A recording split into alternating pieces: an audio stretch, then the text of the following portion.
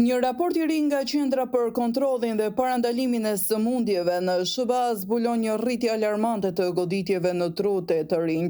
Sipas raportit, vetëm në periudhën 2020-2022 u shënua një rritje prej 14.6% e rasteve mes moshave 18 deri në 44 vjeç. Mjekët janë të habitur, nuk kemi patur kurrë pacient kaq të rinj, thot neurologu Muhamed Andani nga Instituti I Shkencave Neurologjike Endeavor.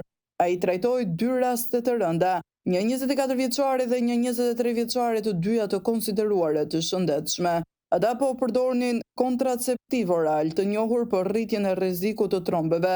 Njëra prej tyre kishte edhe një vrim të vogël në zemër që lejonte kalimin e mpiksjes drejt trurit. Sipas mjekut, rritja e rasteve mund të lidhet me faktor tradicional si tensioni I lartë, diabeti, kolesteroli dhe obeziteti, por edhe stresi, mungesa aktiviteti fizik dhe orët e gjata në punë luajnë rol.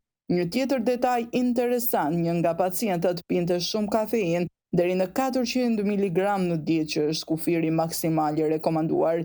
Mjekët paralajmërojnë se pijet energjike mund të rrisen rrezikun për problemet kardiake dhe goditje të trut, sidomos të ata që janë të predispozuar.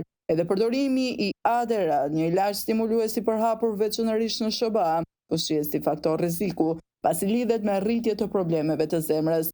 Megjithatë, Andani thekson se faktorët janë kryesor dhe mbeten obeziteti, stili I jetesës sedentare dhe stresi I lartë.